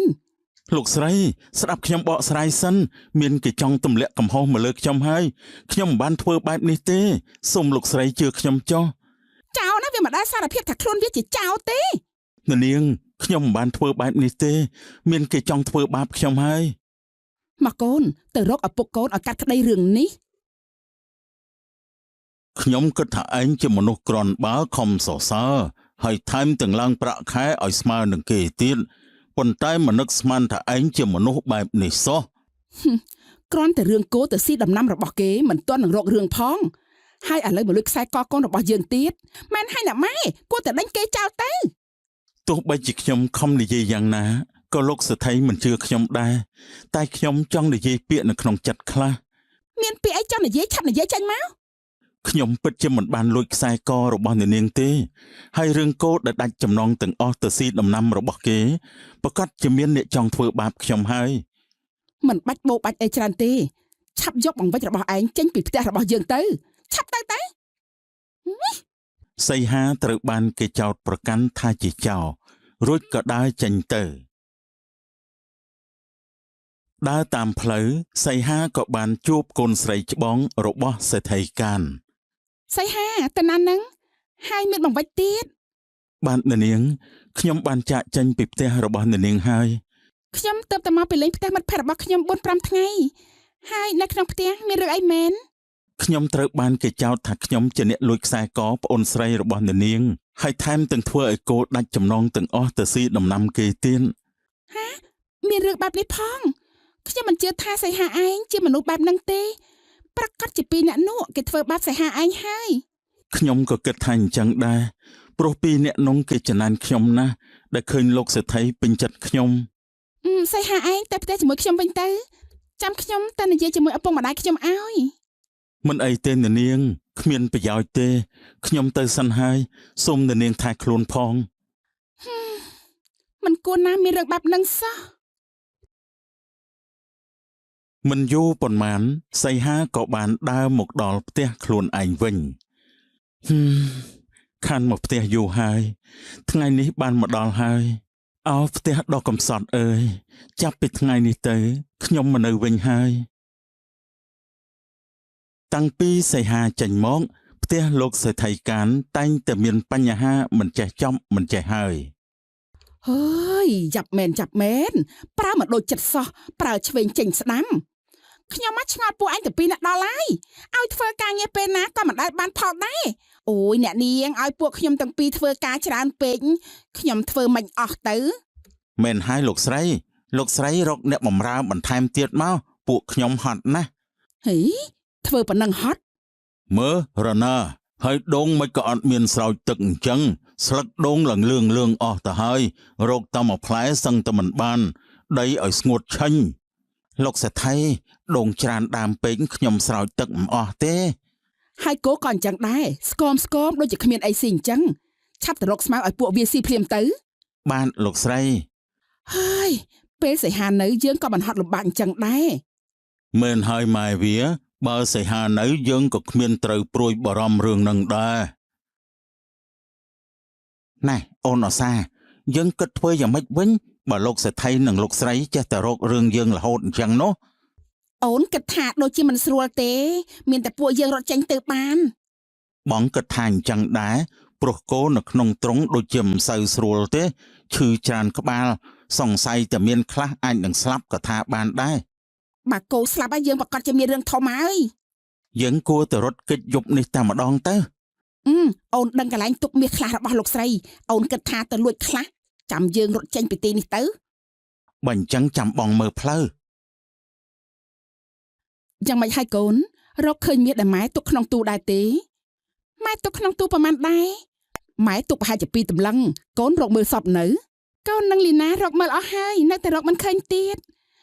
ខ្លាចក្រែងតែមានអ្នកចូលលួចទេអ្នកណាគេហ៊ានចូលលួចមាសរបស់យើងអ្នកម៉ែពីរអ្នកប្តីប្រពន្ធនោះបាននាំគ្នារត់ចេញពីផ្ទះហើយហាមិនបានជាពួកគេរត់ចេញកូនក៏មិនដឹងដែរនៅក្នុងផ្ទះដែលគេស្នាក់នៅគឺទទេស្អាត ម៉ែវាមានឃើញពីអ្នកប្តីប្រពន្ធដែរទេ គេរត់ចេញពីផ្ទះបាត់ហើយ គោនៅក្នុងទ្រុងស្គមស្លាប់ជាង10ក្បាលមិនដឹងជាពួកគេចិញ្ចឹមយ៉ាងម៉េចទេ គោស្លាប់ចំណែកខ្ញុំបាត់មាសអស់ពីដំឡឹងទៀតខ្ញុំថាហើយនេះមកពីពុកម៉ែមិនស្ដាប់ខ្ញុំតាមពិតសីហាជាមនុស្សល្អណាស់យើងបែរជាបណ្ដេញមនុស្សមិនដឹងអីមែនហើយកូនពេលនិយាយដល់សីហាម៉ែដូចជាភ្ញាក់ខ្លួនព្រឺតតែម្ដងតាមពិតសីហាមិនមែនជាចោរទេ បងក៏ខុសដែរមិនគួរណាបណ្ដេញសីហាចេញសោះពេលគេនៅការងារចំការគេមើលថែបានល្អណាស់ហើយគោក៏គេមើលថែបានល្អដែរ មិនហើយពុកម៉ែពួកយើងនាំគ្នាទៅរកសីហាមកវិញមក សីហាបានដាំដំណាំជាច្រើននេះក៏ដោយសារតែខ្លួនមិនចេះទំនេរដៃដែរមិនដឹងជាលោកសេដ្ឋីនិងលោកស្រីសុខទុក្ខយ៉ាងណាទេពេលដែលអត់ពីយើងការងារនៅក្នុងផ្ទះប្រកាសជាអញែញ៉ៃណាស់ ពុកសីហានៅផ្ទះតា សីហាសីហាអ្នកណាហើយអញ្ចេះអូលោកសេដ្ឋីទៅណាដែរឬក៏មកទាបំណុលដែលខ្ញុំបានធ្វើឲ្យដំណាំអ្នកភូមិខូចខាត មិនមែនចឹងទេសីហាពួកខ្ញុំបានដឹងហើយថាអ្នកណាជាមនុស្សល្អពិតប្រាកដ អ៊ំមកហៅក្មួយទៅវិញរឿងរ៉ាវលើកមុនអ៊ំខ្លួនឯងដែលស្ដាប់គេផ្ដេសផ្ដាស់បានចោទតែក្មួយជាចោរឲ្យអ៊ំសុំទោសផងណា សីហា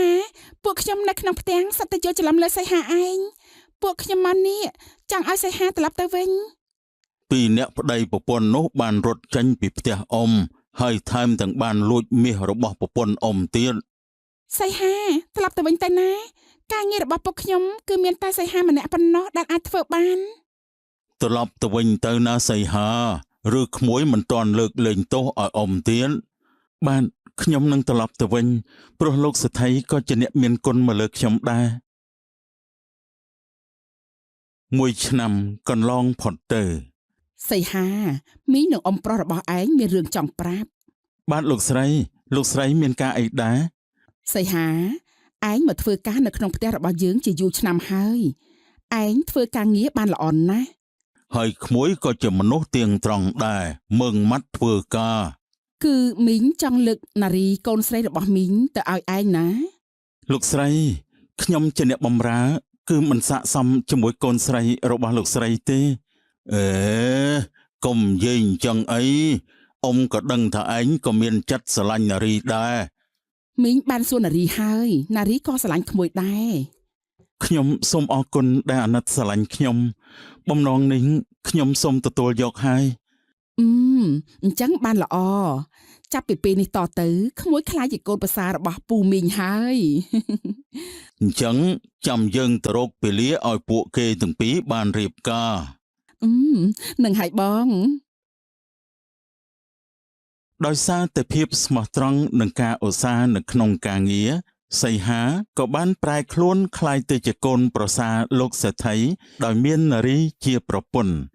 ពួកគេបានរស់នៅជាមួយគ្នាយ៉ាងមានសុភមង្គលចប់ដោយបរិបូរណ៍សូមអរគុណ ណែកុំមកឈរក្បែរខ្ញុំបញ្ចិតប្រឡាក់ខោអាវខ្ញុំអស់ទៅណាថយទៅខាងក្រោយទៅ4-10ជំហានទៅណាទៅឆាប់ចេញពីផ្ទះមីងទៅមីងគ្មានបងប្អូនសាច់ញាតិណាក្រដូចជាឯងទេបើឯងមិនបានលួចចុះណាគេលួច ណែអ្នកខ្លះបើថាអត់ពេកកំដៅលួចគេអីសុំគេទៅគេឲ្យហើយរឿងក្រគេមើលងាយវាសនាមានជីវភាពក្រីក្រជាងគេនៅក្នុងភូមិ ណែកុំមកឈរក្បែរខ្ញុំបញ្ចិតប្រឡាក់ខោអាវខ្ញុំអស់ទៅណាថយទៅខាងក្រោយទៅ4-10ជំហានទៅណា អ្នកនាងអីក៏រើសអើងម្លេះខ្ញុំមិនទាន់បានទៅប៉ះអ្នកនាងឯណាខ្ញុំគ្រាន់តែឈរពីក្រោយសោះហ្នឹង ណែក្មួយវាសនាថយក្រោយទៅស្រីសណាគេមិនអោយអ្នកក្រដូចជាក្មួយនេះមកឈរក្បែរគេទេ ហេតុអីទៅអ្នកមីងគេជាមនុស្សហើយខ្ញុំក៏ជាមនុស្សចាំបាច់អីត្រូវរើសអើងគ្នា កម្រិតអ្នកឯងនិងខ្ញុំវាខុសគ្នាកុំចង់មកប្រៀបធៀបស្មើជាមួយខ្ញុំឲ្យសោះថ្ងៃក្រោយណាបើឃើញខ្ញុំចូលមកទិញកុំអាចចូលមកចាំខ្ញុំដើរចេញសិននឹងហើយស្រីសក្មួយលឺនៅវាសនា បាទមីងមិនអីទេចាំខ្ញុំថយក្រោយសិនក៏បានដែរទុកឲ្យគេអ្នកមានទិញឲ្យរួចសិនចុះអ្នកក្រដូចជាខ្ញុំចាំក្រោយគេក៏បានដែរ បើដឹងចឹងល្អហើយ វាសនាមានការតូចចិត្តជាខ្លាំងដោយសារតែខ្លួនក្រសូម្បីតែឈរក្បែរគេក៏មិនបានផងអាហុងថ្ងៃហ្នឹងមានគិតតែចង់ទៅណាដែរទេដឹងទៅណាទេវ៉ៃហើយឯងគិតតែចង់ទៅណាវិញហ្នឹងបើថាមិនដឹងថាទៅណាទេដើរលេងក្នុងភូមិហ្នឹងទៅបានហើយអាហុងយូរ៉ាខានជួបពីអ្នកឯងយូរដែរហើយពួកឯងសុខសប្បាយដែរឬក៏អត់អាហុងម្នាក់នេះជានរណាគេមិនបានជាគេស្គាល់ឯងហើយនឹងយើងជាពួកម៉ាក់ពួកយើងតាគ្រាន់តែឥឡូវយើងមិនសូវជារាប់រទេយើងដូចជាមិនស្គាល់ទេហើយគេជាកូនចៅអ្នកណាចុះជីវភាពវិញយ៉ាងណាដែរហើយនៅក្នុងភូមិនេះតើមានអ្នកណាក្រជាងគេទៀតទៅមិនក៏ពួកឯងនិយាយបែបហ្នឹងកាលពីមុនយើងនឹងពួកឯងទាំងពីរនាក់ជាពួកម៉ាក់ចិត្តស្និទ្ធនឹងគ្នាណាមិនក៏ឥឡូវពួកឯងប្រែប្រួលច្រើនម្ល៉េះកាលពីមុនផ្សេងឥឡូវមិនដូចពីមុនទេរាប់អានអ្នកមានទៅខ្លាយជាអ្នកមានគិតទៅទំនាក់ទំនងពួកយើងទាំងពីរដែលល្អកាលពីមុនមកវាគ្មានតម្លៃសោះមែនហើយពួកឯងគួរតែគម្រាប់អានយើងទៀតអីមែនហើយបើយើងនៅបន្តរាប់អានឯងទៀតមានតែក្រដូចជាឯងអញ្ចឹងវាសនាហេតុតែគ្នាក្រសំបីតែមិត្តភ័ក្តិដែលធ្លាប់រាប់អានគ្នាតាំងពីក្មេងក៏គេលែងរាប់អានទៀតដែរមីងខ្ញុំកូនពូលីវាសនាទេអីហើយមកផ្ទះមីងមានការអីដែរបាទមីងខ្ញុំម្នេះគឺចង់ពឹងពាក់មីងខ្លះពឹងពាក់អីកុំថាមកខ្ចីលុយណាយើងគ្មានទេណាមីងហាត់អីក៏ដាច់ចិត្តនឹងក្មួយម្លេះកាលពីមុនឪពុកខ្ញុំបានជួយមីងច្រើនណាស់ឥឡូវក្មួយនឹងឪពុកមកសុំការពឹងពាក់តែបន្តិចទេកុំមកលើកគុណបុណ្យអី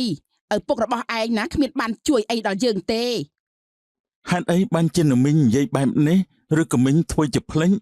ទេយើងគ្មានភ្លេចអីទេយើងមានបានមកដល់សប្តាហ៍ថ្ងៃនេះគឺដោយសារតែយើងនឹងខិតខំប្រឹងប្រែងរកស៊ីដោយខ្លួនឯង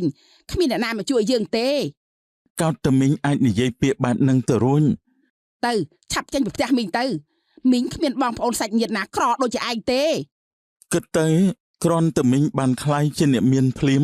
មីងបានភ្លេចបងប្អូនធ្លាប់ក្រលំបាកជាមួយគ្នាអស់អើយបានហើយឆាប់ចេញពីផ្ទះរបស់យើងទៅថ្ងៃក្រោយកុំឲ្យយើងឃើញមុខឯងទៀតព្រោះឯងនឹងយើងគ្មានជាប់ពាក់ព័ន្ធអីនឹងគ្នាទៀតទេ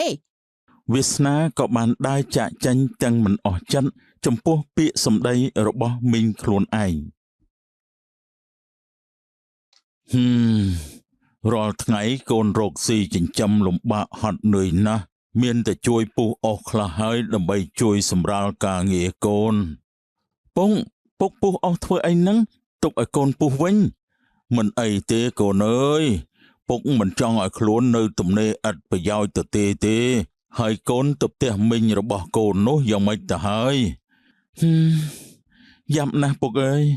តាំងពីគេមានបានមកចរិតរបស់គេប្រែហើយ មិនដូចពីមុនទេគេយ៉ាងម៉េចកូននឹកឃើញកាលពីមុនពុកបានជួយគេច្រើនណាស់ឥឡូវពួកយើងធ្លាក់ខ្លួនក្រគួរណាទៅគេជួយយើងវិញមីងគាត់ថាពុកមិនដែលបានជួយគាត់ទេគាត់ថាគាត់ប្រឹងប្រែងរកស៊ីដោយខ្លួនឯងហើយគាត់ថាគាត់គ្មានបងប្អូនជាអ្នកក្រដូចជាពួកយើងទេគិតទៅណោះគ្រាន់តែឡើងមានបានបន្តិចគេក៏ភ្លេចអស់គុណដែលយើងធ្លាប់ជួយគេតាំងពីយើងធ្លាក់ខ្លួនក្រមកអ្នកភូមិគេមើលងាយយើងណាស់ពុកអើយគេមិនចង់រាប់រកយើងទេកុំតូចចិត្តអីណាកូនប្រុសប្រហែលនេះជាព្រំលិខិតហើយមើលទៅទឹកត្នោតអើយទឹកត្នោតផ្អែមត្រជាក់មានរសជាតិឈ្ងុយឆ្ងាញ់អេចន្ទាចង់ផឹកទឹកត្នោតដែរទេមើលហៅគេឲ្យឈប់បន្តិចទៅមើលអ្នកលក់ឈប់សិននាងត្រូវការទិញទឹកត្នោតដែរទេហើយទឹកត្នោតហ្នឹងជាទឹកត្នោតពិតអត់ហ្នឹងទឹកត្នោតពិតតើនាងបើនាងមិនជឿទេនាងអាចភ្លក់បានមើលខ្ញុំភ្លក់បន្តិចមើលកុំអីពួកម៉ាទឹកត្នោតហ្នឹងណាមិនដឹងជាសល់ពីថ្ងៃណាមកទេកុំផឹកអីបើនាងមិនជឿថាទឹកត្នោតនេះនៅល្អឬក៏អត់នាងផឹកបន្តិចសិនទៅដឹងហើយអូយមែនតើផឹកបន្តិចសិនទៅនឹងដឹងហើយអេកុំអីចុះបើទឹកត្នោតនេះសល់ពី3ថ្ងៃទៅឯងនឹងមានបញ្ហាដល់សុខភាពហើយកុំផឹកអីនាងមិនទាន់បានផឹកផងមិននឹងដឹងថាទឹកត្នោតខ្ញុំសល់ទៅហើយអ្នកក្រដូចជាឯងនេះណាមិននឹងអាចលក់របស់ល្អឲ្យគេបានទៅស្រួលមិនស្រួលណាចង់បានតលុយគេពេកផងក៏មិនដឹងយកទឹកត្នោតសល់ច្រើនថ្ងៃមកលក់ផងក៏មិនដឹងដែរនាងទិញឬក៏អត់បើមិនទិញទេខ្ញុំយកទៅលក់ឲ្យអ្នកផ្សេងអត់ទិញមកចន្ទាទៅមុខទៀតតោះអូយស្រីសយើងទៅមុខទៀតទៅខាត់ពេលមែនមិនទិញក៏មិនទិញទៅនៅឆ្លៀតមកបង្អាប់ទឹកត្នោតរបស់យើងទៀតលបងលីមានការអីអ្នកកូនរបស់លបងទៅណាហើយកូនរបស់ខ្ញុំគេទៅលក់ទឹកត្នោតបាត់ហើយចុះពេលណាគេមកវិញប្រហែលល្ងាចអីបានគេមកវិញបើលក់ដាច់អស់មករៀងលឿនជាងនឹងព្រឹកមិញនេះខ្ញុំបានឃើញគេដើរកាត់មុខផ្ទះរបស់ខ្ញុំហើយខ្ញុំបានបាត់លុយអស់200000ខ្ញុំសង្ស័យតែគេលួចទេអ្នកអើយប្រហែលជាអ្នកច្រឡំដៃទៅដាក់នៅកន្លែងណាទេដឹងកូនខ្ញុំវាមិនធ្វើបែបហ្នឹងទេបើកូនរបស់អ្នកមិនលួចតើលុយរបស់ខ្ញុំវាបាត់ទៅណាខ្ញុំមិនដឹងទៅលុយវាគ្មានជើងដើរទេមកពីមានមនុស្សលួចទៅវាបាត់អ្នកអើយថ្មីត្បិតតែគ្រួសារខ្ញុំក្រពិតមែនតែខ្ញុំមិនលួចគេទេថាមិនត្រូវដែរនឹងជួនកាលអត់ពេកក៏ទៅលួចគេផងក៏ថាបានបើគេមកវិញប្រាប់គេផងខ្ញុំទៅសិនហើយគិតទៅណោះក្រគេមើលងាយមែនអ្វីបន្តិចគេគិតថាឯងរហូតតើអ្នកក្រខុសអីទៅវាសនាលក់ទឹកត្នោតមែនទេនឹងហើយកញ្ញាទិញទឹកត្នោតដែរទេចូលមកអង្គុយសិនមកខ្ញុំខានផឹកយូរហើយពូមីងតាណាបាត់ហើយមិនក៏មិនឃើញគាត់នៅផ្ទះអញ្ចឹងពួកគាត់ទៅចំការអស់ហើយលក់ដាច់ដែរទេថ្ងៃនេះលក់មិនសូវដាច់ទេកញ្ញាអើយគេមិនចង់ទិញទេគេគិតថាខ្ញុំជាអ្នកក្រលក់របស់មិនល្អឲ្យគេពួកគេនោះរើអើងម្លេះកញ្ញាអើយតែក្រគេមើលងាយហើយវាសនាឯងនិយាយពាក្យបែបហ្នឹងមិនត្រូវទេក្រឬមានមិនសំខាន់ទេសំខាន់ឲ្យតែគេនោះជាមនុស្សល្អបើបានគិតដូចជាកញ្ញាឯងបែបនេះមិនដឹងជាល្អយ៉ាងណាទេចុះកញ្ញាមិនស្អប់ខ្ពើមខ្ញុំទេហ៎ខ្ញុំស្អប់រឿងអីទៅ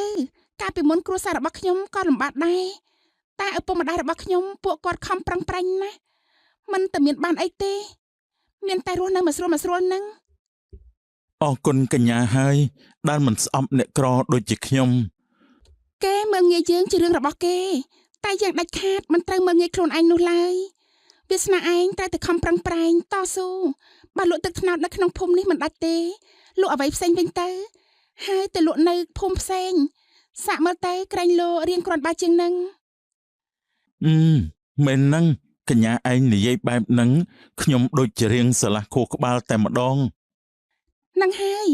បើលក់របស់មួយមិនដាច់ទេលក់របស់ផ្សេង ហើយលក់នៅកន្លែងផ្សេងប្រកាសជាមានគេត្រូវការ ខ្ញុំអរគុណកញ្ញាហើយខ្ញុំទៅផ្ទះសិនហើយណា អេប្រញាប់ទៅណាយកលុយថ្លៃទឹកថ្នោតសិន មិនបាច់ឲ្យទេព្រោះពាក្យសម្ដីរបស់កញ្ញាមិញនេះមានតម្លៃថ្លៃណាស់ វាសនាខំប្រឹងរកស៊ីទៅណាកាលណាយើងរកមានបានហើយគេលែងហ៊ានមើលងាយយើងទៀតហើយ អរគុណច្រើនហើយកញ្ញា មើលទៅវាសនាដូចជាសប្បាយចិត្តដល់ហើយ នំមីងថាខ្ញុំលួចលុយមីងមិនមែនកាលពីព្រឹកមិញ អើបើឯងមិនលួចទៅអ្នកណាគេលួចទៅព្រោះព្រឹកមិញយើងឃើញមានតែឯងទេដែលដើរកាត់ផ្ទះយើង ឲ្យតែអ្នកដើរកាត់ផ្ទះមីងដឹងតែគេលួចមីងហើយមិនមែន ថាមិនត្រូវដែរជួនកាលដាច់លុយពេញឃើញម្ចាស់គេមិននៅចូលលួចផងក៏ថាបាននឹងហើយក្មួយមីងយល់ស្រប តើស្រីសឯងបានឃើញផ្ទាល់ភ្នែកដែរទេថាខ្ញុំជាអ្នកលួចនោះ មិនបានឃើញទេតែសង្ស័យ ទោះបីជាខ្ញុំក្រមែនតែខ្ញុំមិនធ្វើបែបហ្នឹងទេ បើឯងមិនបានលួចចុះអ្នកណាគេលួច ខ្ញុំមិនដឹងទៅហើយចុះមីងទុកលុយណៃណាមីងទៅរកកន្លែងនោះទៅ មីងទុកនៅក្នុងកែលក់អីវ៉ាន់ហ្នឹងណា ចុះមិនក៏មីងមិនទៅរកទៅបើមិនឃើញគិតតែខ្ញុំជាអ្នកលួចដូចជាអយុត្តិធម៌ណា យើងរកហើយតែរកមិនឃើញអើបើថ្ងៃក្រោយឃើញយើងមិននៅកុំដើរកាត់មុខផ្ទះយើងផ្ដេសផ្ដាស ចាំថ្ងៃក្រោយខ្ញុំដើរតាមផ្លូវផ្សេងក៏បានដែរដល់តែក្រពេកយូរទៅដើរលួចគេតែម្ដងណែអាយុរ៉ាបើឯងមិនដឹងច្បាស់ទេកុំចេះតែដើរនិយាយផ្ដេសផ្ដាស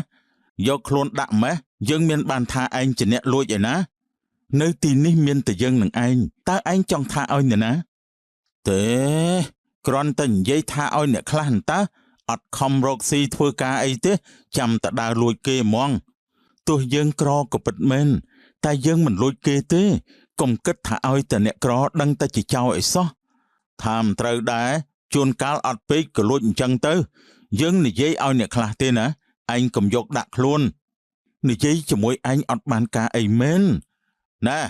អ្នកខ្លះបើថាអត់ពេកកុំដើរលួចគេអីសុំគេទៅគេឲ្យហើយមួយរយៈពេលក្រោយមកវាសនាបានប្រកបមុខរបរថ្មីលក់នៅភូមិផ្សេង